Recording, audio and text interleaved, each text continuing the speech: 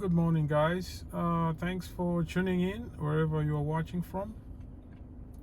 Today is the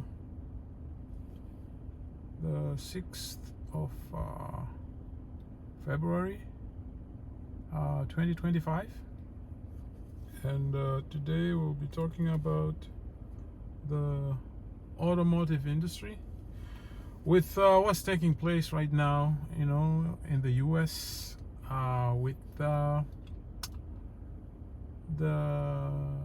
latest information as far as the tariffs are concerned. And yeah, it's starting to have an impact on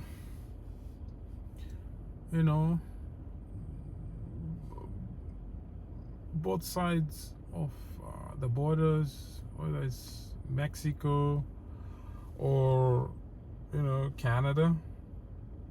And yeah, a lot of people are feeling it. So the other day I was talking to one of my colleagues, and they told me that there was an article that they saw online where he was saying that one of the giants in automotive manufacturing in this province was stopping production. Like, they were going just by what they can make, as far as what the customers are asking for.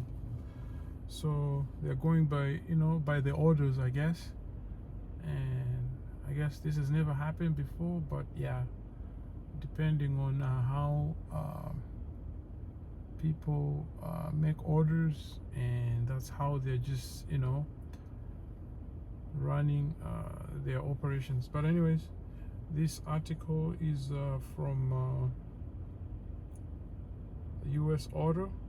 It states that US auto tariffs disruption hits North American industry.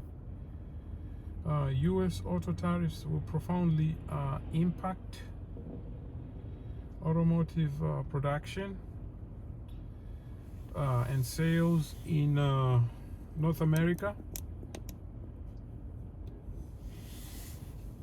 Production impacted by as much as 20,000 units per day within a week.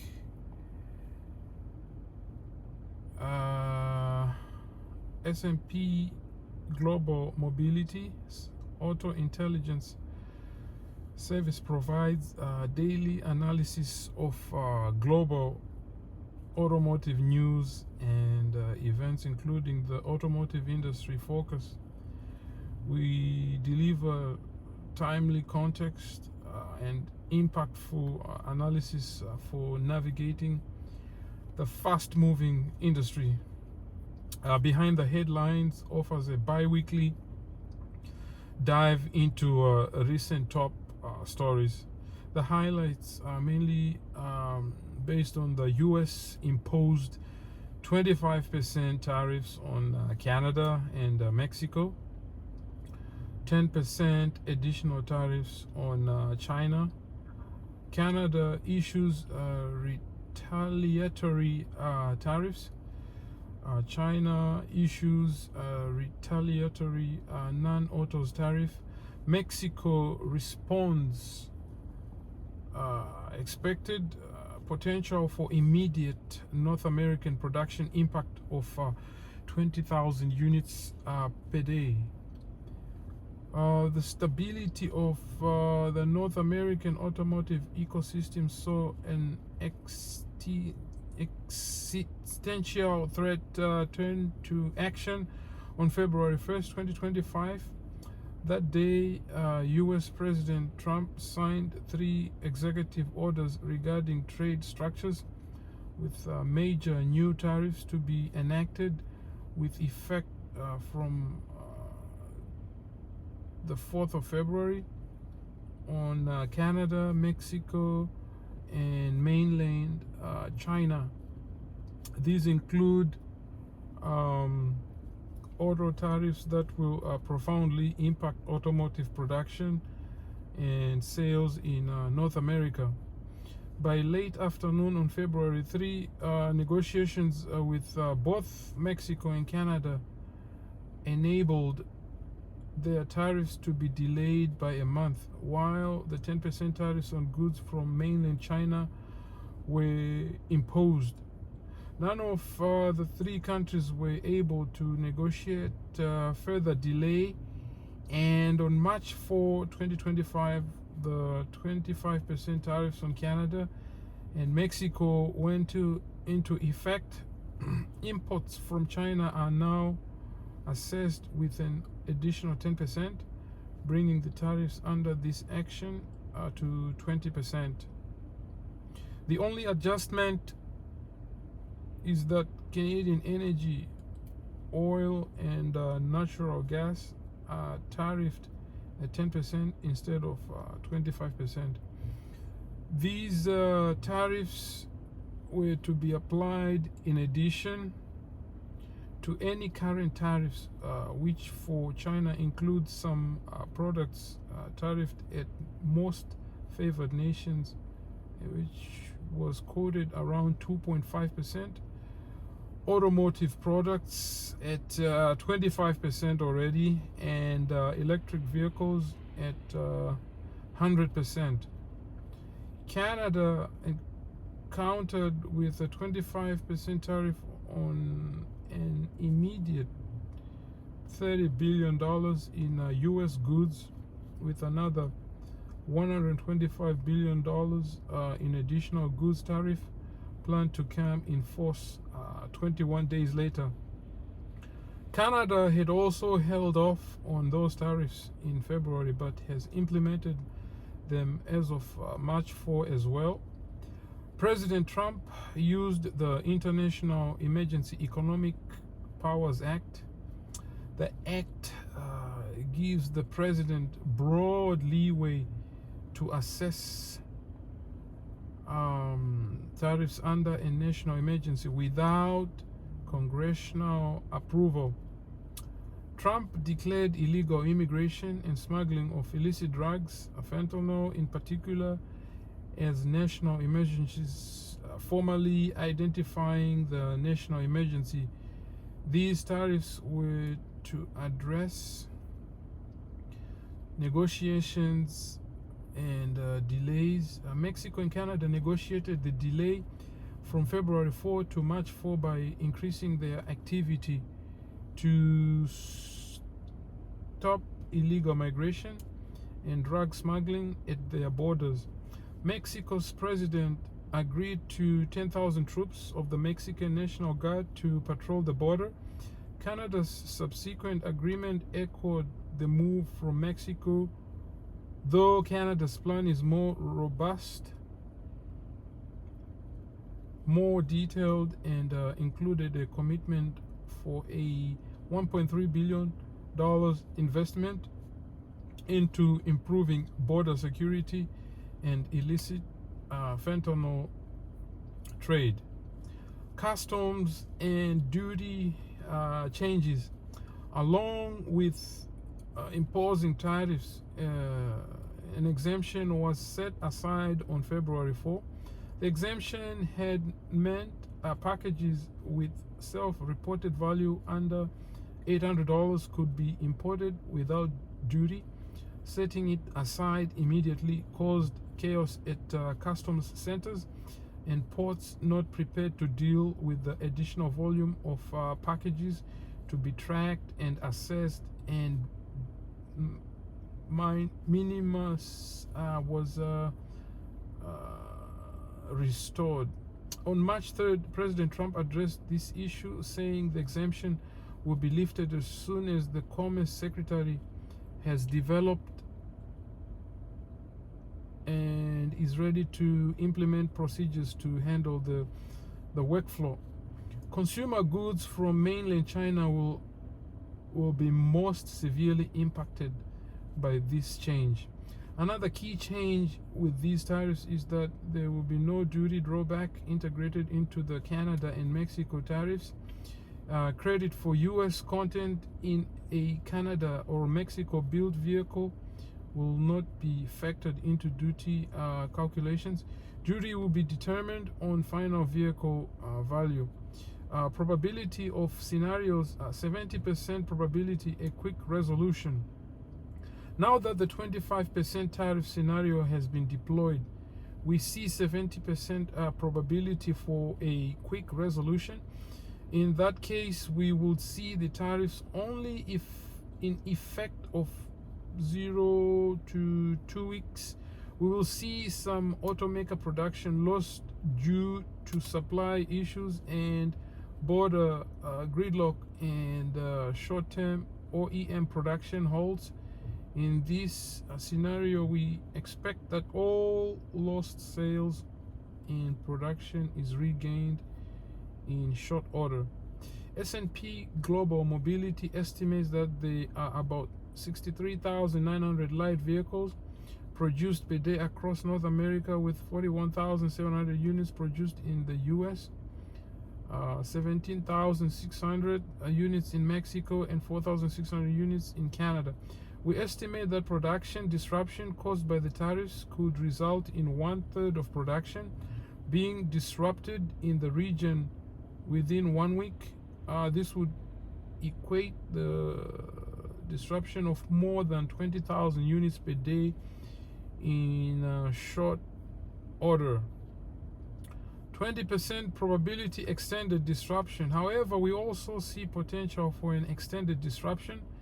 If the tariffs are held in a place for a 6 to 8 week duration, we see a 20% probability for this outcome. In this case, we will see several high exposure vehicles slow or cease production, and for OEMs to conserve in inventory and be careful to replenish with tariffed stock. OEMs will look to protect profitability by replenishing slowly and keep incentives and discounts very low while aiming to keep pricing strong. We do see potential for product development delays during this period, having a knock-on effect into future years. Slowed product development will mean that product launches in later years will be delayed, having impact in some years after this has passed. However, with a 6 to 8 week disruption, we expect most sales and production are compensated for within 12 months. 10% scenario tariff winter. The more dire scenario is a tariff winter. S&P Global Mobility currently puts this at a 10% probability. In this case, tariffs of 25% on Mexico and Canada are integrated long-term into the auto trade structures. This would create an environment of suboptimal sourcing. Vehicles and components produced in Mexico and Canada are currently in those locations because cost and efficiencies are optimal in this arrangement. Moving that production to the US to avoid the tariff also increase the cost of labor for manufacturing, has the potential to further exacerbate a general labor shortage and could leave automakers with underutilized plants in Mexico or Canada. Though in a tariff winter, we would expect to see resourcing due to the suboptimal sourcing, increasing the cost of manufacturing. North American light vehicle sales could decline by 10% for several years, with a long-term decline in competitiveness. The decline is likely to be 10% in the US, 8% in Mexico, and 15% in Canada.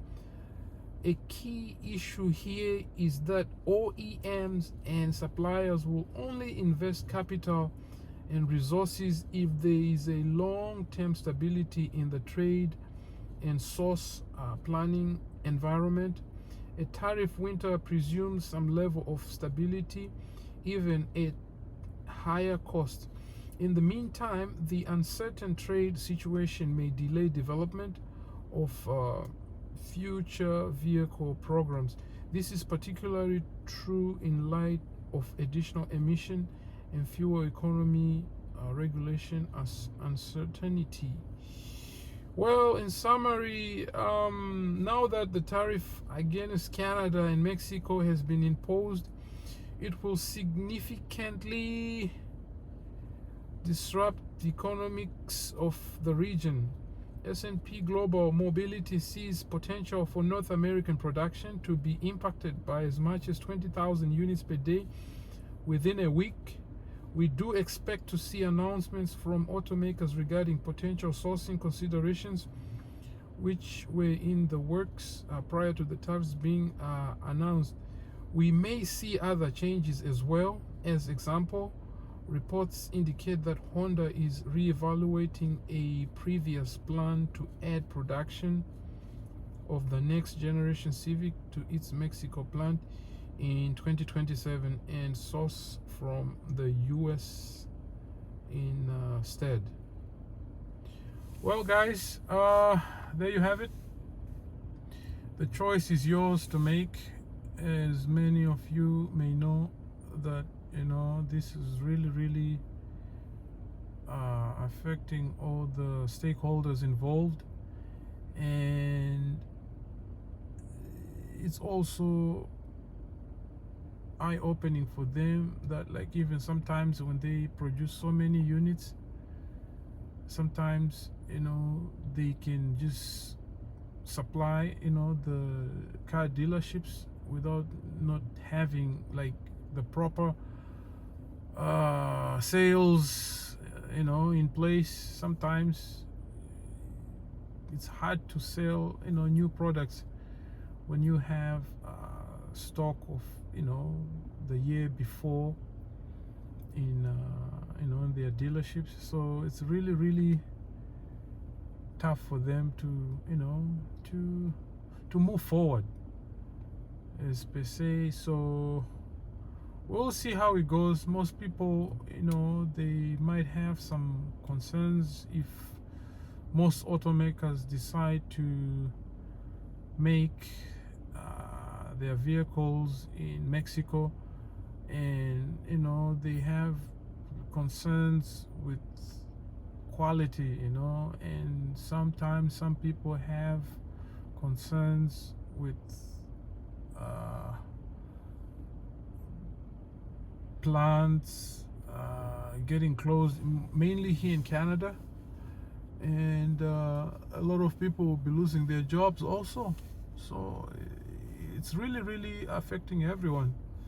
So I just hope that it doesn't get to that, but hopefully the only advice I can give, guys, just maybe hold on to your vehicle and wait until maybe 2029, until when they have the next elections. Maybe the incoming government or administration will come up with something that will maybe work in favor of the citizens.